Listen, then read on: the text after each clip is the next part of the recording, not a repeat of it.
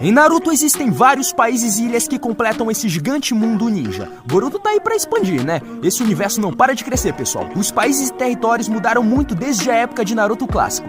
E cada um desses países tinha uma biju com cauda e os Jinchurikis, né? Os portadores dessas bestas. Mas vocês estão ligados em como as bijus surgiram? Qual a origem desses demônios com cauda? E por que existiram tantos Jinchurikis assim na história de Naruto? Pra que eles serviam realmente? Bom, pra refrescar a memória ou só pra ficar por dentro mesmo do assunto, se liga comigo nesse vídeo, aqui na...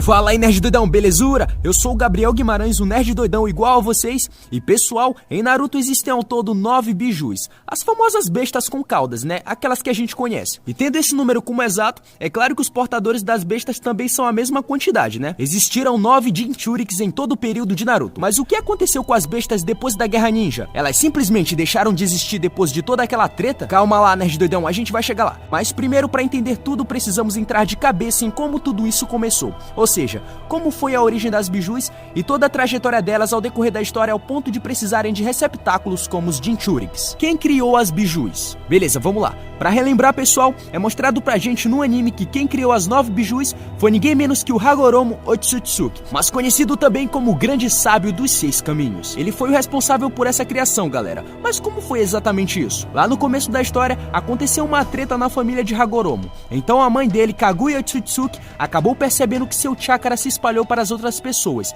e ela resolveu se fundir com a árvore divina, a Shinju, para formar a 10 caudas. Mas por que a Kaguya fez isso, galera? Na verdade, ela fez essa fusão na tentativa de recuperar o seu chakra, mas como consequência disso, o 10 caudas vagava atormentando os povos e as terras no qual ele passava. Até que um certo dia os dois irmãos, Hagoromo e Hamura, se juntaram para derrotar o 10 caudas. Os dois também selaram a mãe deles, a Kaguya, porque ela tava meio lelé da cuca, né? A natureza dela era ir em busca de poder a qualquer custo. Bom, depois desse incidente, Hagoromo vagou pelo mundo distribuindo chakra e passando sua sabedoria a todos, e assim começando o mundo ninja que a gente conhece até hoje. O grande sonho do sábio dos 6 caminhos era alcançar a paz, mas ele percebeu que em uma vida não era possível. Então ele ensinou aos seus 2 filhos uma técnica chamada Nishu, ou Ninjutsu atualmente. Hagoromo ficou inspirado com seu filho mais novo, e depois disso resolveu separar o espírito da 10 caudas em 9 das bijus. Mas por que o Hagoromo separou as bijus, pessoal? Bom, depois de criar elas, ele explicou que a separação era uma forma de reinar a paz no mundo e que um dia no futuro elas iriam se juntar novamente. Ou seja, galerinha,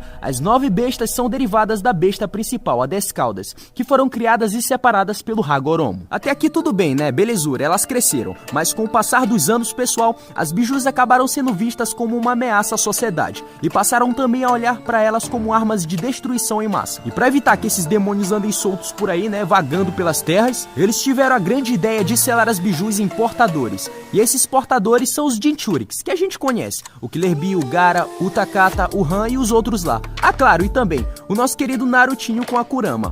Lembrando aqui rapidinho que cada país tem sua própria besta com cauda, pessoal. Um exemplo disso é o Shukaku, né? A besta de uma cauda que foi selada no Gaara na aldeia da areia. Então eles fizeram isso, selaram as bijus em humanos justamente para evitar uma possível catástrofe que naquela altura do campeonato já era muito grande de acontecer.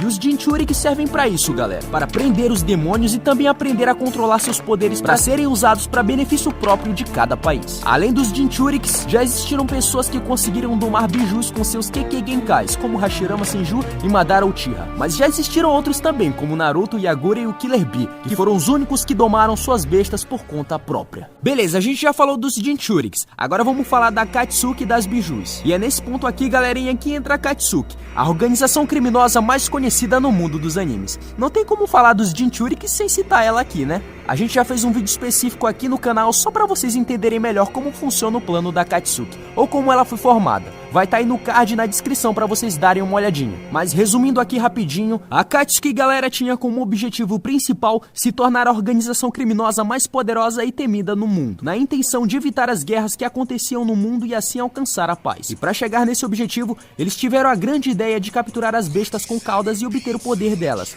Fazendo isso, pessoal, eles iriam enfraquecer o poder militar ninja das nações Shinobi iriam comandar tudo, tendo o poder das bijus em mãos, evitando assim as guerras mundiais Shinobi. Mas a gente tá ligado que o real motivo da captura dos demônios nunca foi esse, né? E sim pra executar o plano da lua. Eles pretendiam pegar todas as bijus e selarem Madara Uchiha, pra recriar a biju que criou todas, né? A Jubi, a 10 caudas. Mas tudo isso foi conversa pra boi dormir. Isso na verdade foi uma jogada de mestre do Zetsu Negro, que manipulou todo mundo com a ideia do plano da lua e do Tsukuyomi Infinito pra trazer de volta a mãe dele, que tinha sido selada no passado pelo Hagoromo, a Kaguya Otsutsuki. Mas depois de tudo isso, o que aconteceu com as bijus depois da guerra? Depois da quarta grande guerra ninja, pessoal, ao invés de permanecerem presas, elas foram libertadas por Naruto e cada uma seguiu um caminho diferente. As bijus foram peças fundamentais pro desenrolar de toda a trama da obra de Naruto, mas em Boruto elas ficaram meio sumidas, né? Na verdade é que o arco delas já acabou, pessoal, então meio que faz sentido elas não aparecerem mais, né? Bom, no final da guerra, depois da morte de alguns Jinchuriks, quando cada uma biju ganha sua liberdade, elas revelam seus destinos dali em diante. O 4 Caudas, por exemplo, disse que ia morar no País da Pedra, numa tocaia subaquática. Já o 5 Caudas contou que iria morar numa floresta numa região do País da Água. E o 8 Caudas preferiu ficar com o Killer Bee na Vila da Nuvem. Já a Shukaku voltou com o Gaara pra Vila da Areia. E a Kurama ficou com o Naruto, né? Até o fim.